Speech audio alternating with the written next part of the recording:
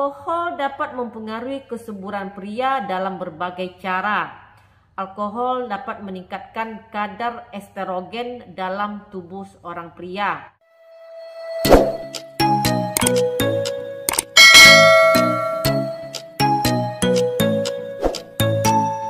Assalamualaikum warahmatullahi wabarakatuh. Ketemu lagi dengan saya Devi Febriani, perawat kamar bedah.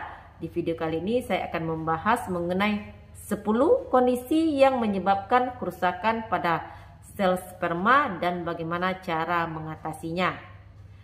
Kemandulan dalam bahasa medis dikenal dengan istilah infertilitas, dan pasangan suami istri dikatakan mengalami infertilitas atau kemandulan jika dalam 1 tahun atau 12 bulan tidak ada tanda-tanda kehamilan dengan rutinitas berhubungan seksual tanpa menggunakan alat kontrasepsi. Infertilitas dapat terjadi disebabkan oleh suami atau bisa disebabkan oleh istri atau bisa disebabkan oleh kedua pasangan suami istri tersebut. Di video ini saya akan jelaskan beberapa gaya hidup yang buruk dan kondisi yang mempengaruhi kualitas sperma. Apa sajakah itu? Tidak semua pria memiliki kesuburan yang sama. Beberapa pria sangat susah untuk mendapatkan keturunan karena kualitas sperma yang tidak baik. Infertilitas pada pria ini mempengaruhi 40% dari semua pasangan yang mengalami infertilitas.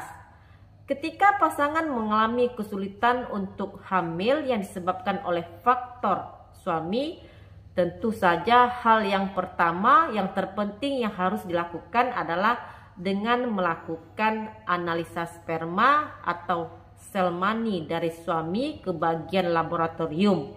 Namun tentu ini akan melibatkan tenaga ahli untuk menganalisa sperma tersebut. Sebagai pengetahuan dini saja, rata-rata volume air mani yang disemprotkan saat ejakulasi adalah 1,5 ml atau 1,5 cc. Dan normalnya nih, jumlah sperma dalam satu kali ejakulasi adalah 40 juta. Wow, 40 juta kalau diuangkan dalam duit rupiah sangat banyak sekali. 40 juta sperma dalam 1,5 cc air mani yang disemprotkan itu adalah normalnya. Dan dari 40 juta sperma tersebut dibutuhkan sepertiganya untuk bergerak menuju ke sel telur untuk terjadinya pembuahan. Lantas apa sajakah faktor yang dapat mengurangi jumlah sperma atau kualitas sperma yang dapat mencegah pasangan mendapatkan kehamilan? Yang pertama adalah merokok. Merokok jelas mempengaruhi kesuburan seorang pria.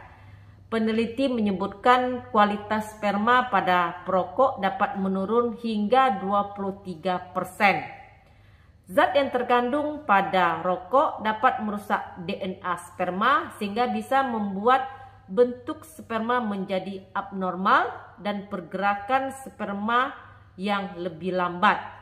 Itu sekitar 13%. Dan zat yang terkandung dalam rokok ini juga dapat membunuh sperma sehingga dapat mengurangi kemungkinan sperma untuk membuahi telur untuk bisa terjadinya pembuahan. Yang kedua adalah alkohol. Alkohol dapat mempengaruhi kesuburan pria dalam berbagai cara.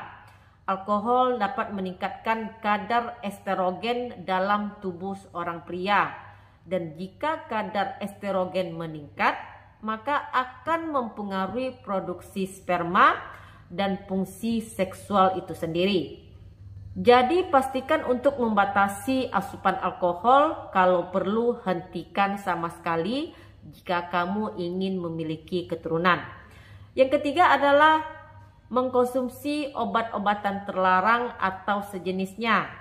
Penelitian menunjukkan bahwa mengkonsumsi ganja dan sejenisnya benar-benar dapat mempengaruhi kemampuan berenang dari sperma tersebut.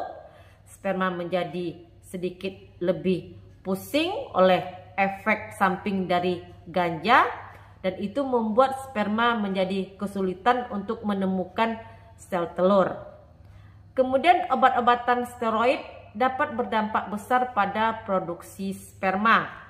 Ketika kamu melakukan terapi testosteron yang berlebihan atau mungkin mengkonsumsi steroid dalam jangka waktu yang lama, maka testis akan berhenti memproduksi testosteronnya sendiri, dan karena berhenti memproduksi, maka testis juga akan berhenti memproduksi sperma dan bisa menyebabkan terjadinya azospermia.